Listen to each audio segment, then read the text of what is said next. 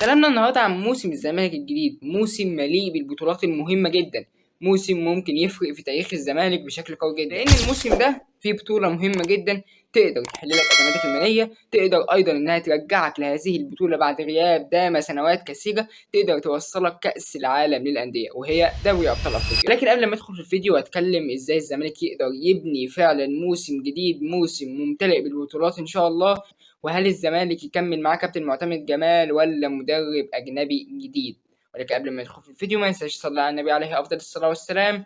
الله يكون اشترك في القناة ويلا بينا. هو الزمالك معاه سكواد ولا لأ؟ بص، الزمالك يعتبر لما احنا نيجي نصنف اللعيبه اللي مع الزمالك معاه لاعب زي محمد اسماعيل، الونش، حسام عبد المجيد، فتوح، بنتايج، وايضا محمد شحاته، خوان بتزير، عدي الدباغ. 8 لعيبه سوبر معاك في الفريق. طب في لعيبه خبرات، موجود اللعيبه الخبرات اللي هم عمر جابر، المهدي سليمان حارس مرمى، السعيد في خط النص. يعني كده انا بكمل 11 لاعب يقدر فعلا الزمالك يبني على هذا ال 11 لاعب ان هو يقدر ياخذ بطوله مهمه. عشان كمان يا صديقي العزيز في لعيبه اجانب زي يوسف وائل ومحمد حمد وعبد العزيز وايضا حازم اسامه، وموجود محمد ابراهيم وخضري، وممكن ايشو كمان نضمه لحته اللعيبه الناشئين. وكمان ممكن يا صديقي العزيز انس وائل اللي انا شايفه لاعب قوي جدا.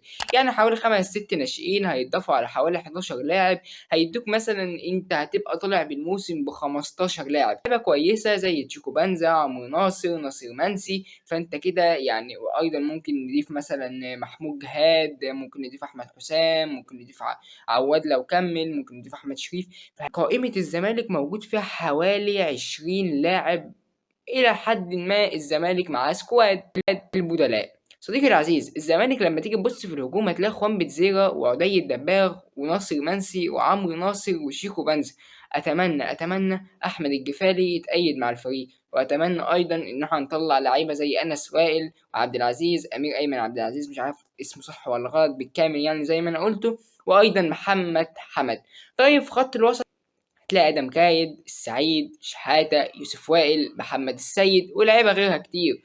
كمان يا صديقي العزيز عشان تكون فاهم كل حاجة، الزمالك بالفعل معاه سكواد، ولكن لازما الزمالك يكون معاه مدرب قوي جدا. وهنيجي لحتة كابتن معتمد جمال يكمل مع الزمالك ولا مدير فني اجنبي. صديقي العزيز، كابتن معتمد جمال يكمل مع الزمالك ولا لا؟ احنا لازم نبص لحاجه معينه. هل كابتن معتمد جمال توج ببطولات مع الزمالك؟ بالفعل، وبطوله الدوري، بس هل كان الاداء؟ كابتن معتمد جمال طبعا قدم اداء قوي جدا مع نادي الزمالك، اداء قوي جدا جدا مع نادي الزمالك. الزمالك فعلا قدر يستغل في بطولة الدوري نادي الأهلي ونادي بيراميدز في حتة إن هما الفرقتين بدأوا إن هما يفقدوا بعض النقاط، فالزمالك قدر في النهاية يتوج بطولة الدوري. بطولة اتحاد العاصمة لما أنت جيت هنا وكسبت جون وجبت جون قصدي في بداية الماتش، انت كنت في نهاية انت كنت يعتبر باقي الماتش مضغوط عليك بشكل قوي جدا وانت على ارضك وسط الجمهور. فده كان حاجة انا صراحة شايفها يعني مش حلوة خالص يبقى مع نادي الزمالك.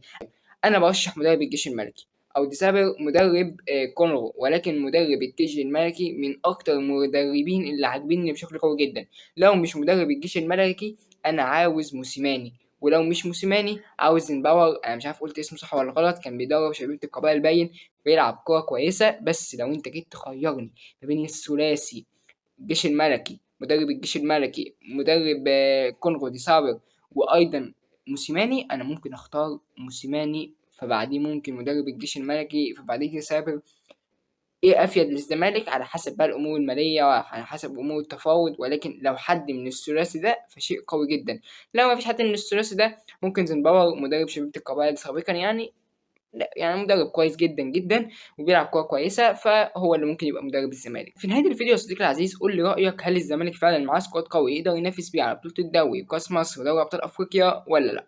وايضا السوبر المصري وكاس العاصمه بالناشئين او لو لعب بالفريق الاول ولا لا؟ في نهايه الفيديو ايضا ما تنساش تصلي على النبي عليه افضل الصلاه والسلام. الا كل شيء في القناه، والسلام عليكم ورحمه الله وبركاته.